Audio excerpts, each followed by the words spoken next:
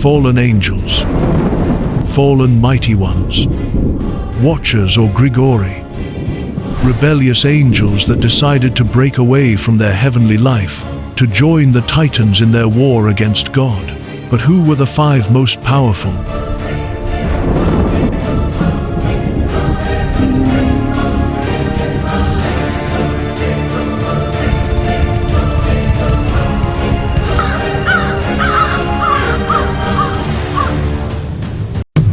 Welcome to the Kingdom and Nations channel. Let's look at the 5 most powerful fallen angels of the Bible. Number 5. Samyaza, one of the first and most prominent fallen angels we meet in the apocryphal book of Enoch is Samyaza, often called Azazel. In 1st Enoch, Azazel is described as one of the leaders of the fallen angels. His name is said to mean strength of the morning or purity of the morning. Interestingly, he was actually the only one of the fallen angels that had not yet completely succumbed to his evil nature, and therefore tried to warn humanity about the coming judgment. However, this warning went unheard, and so he descended further into darkness alongside his brothers. In some texts, he is mentioned as the leader of the fallen angels during the war in heaven, and he is also said to be the father of the Nephilim giants.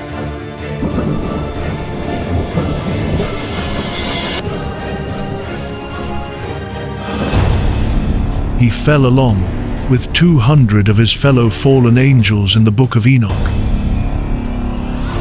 They all attempted to seduce the daughters of men and mate with them. This act of disobedience was what ultimately led them to fall, causing them to lose their heavenly grace and be banished from the presence of the Lord. Azazel was cast into darkness for his part in this rebellion, but he wasn't alone. As punishment for their transgressions, he and his followers were bound in chains beneath the earth until the time of judgment, when they would finally be judged for their actions. This story is also echoed in the book of Jubilees, through his union with human women, where Azazel is once again held responsible for corrupting humanity, resulting in the birth of giants known as the Nephilim. In this retelling, however, it was not only Azazel and his followers who were imprisoned, but also the first humans, Adam and Eve, for their own disobedience.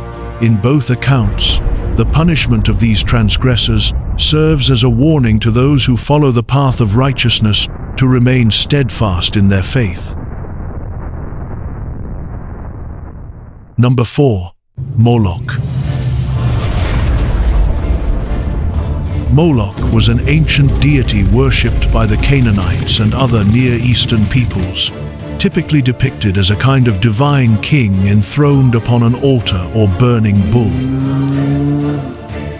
The practice of child sacrifice played a major role in the worship of Moloch, with infants and young children being offered up as sacrifices. To understand the full scope of Moloch's influence, it's important to explore the historical context of his worship. Israelites are commanded not to sacrifice their children to him.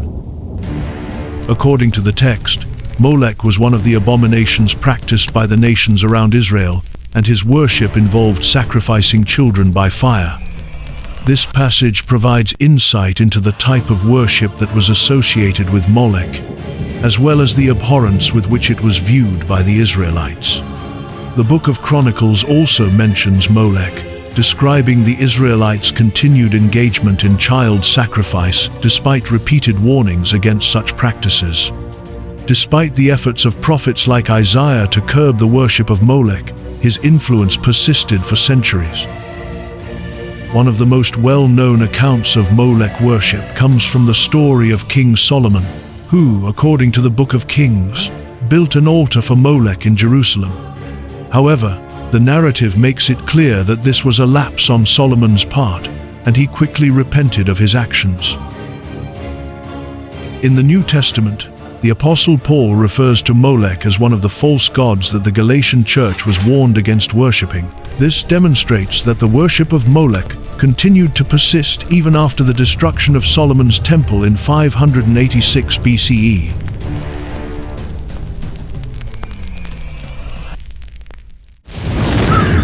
Belphegor. In the grimoire known as the Grand Grimoire or the Red Dragon, Belphegor is described as one of the 7 great kings of hell, and he is said to rule over 66 legions of demons. According to this text, Belphegor is a cunning and manipulative demon who can grant his followers wealth and power, but at a great cost. The summoning of Belphegor is a dangerous and risky endeavor, requiring great skill and preparation.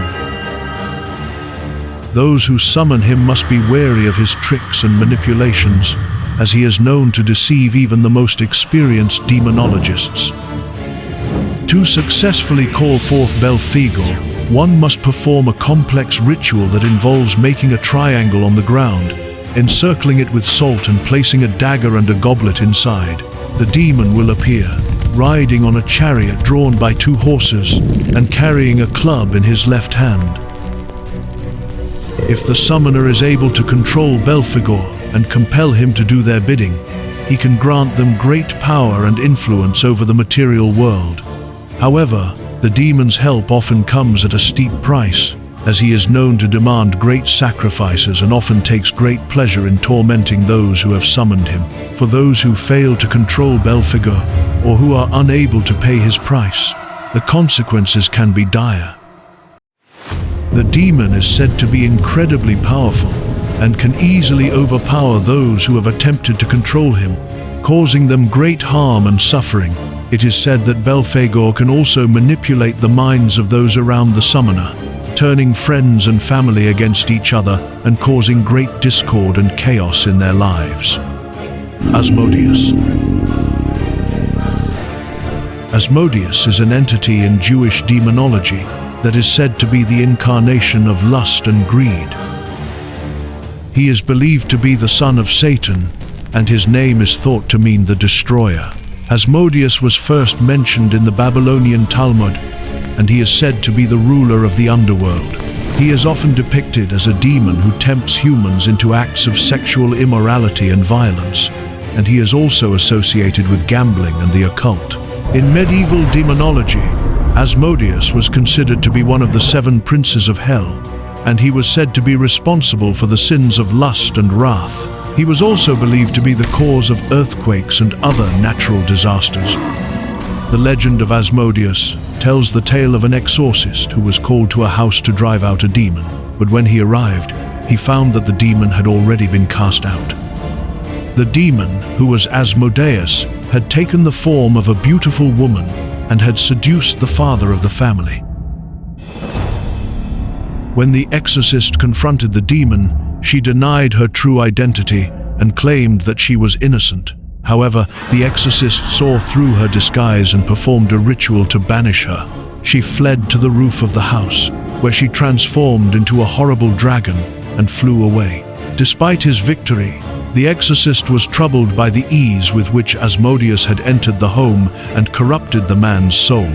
He realized that the demon's power was too great to be contained, and that the battle against evil was never-ending.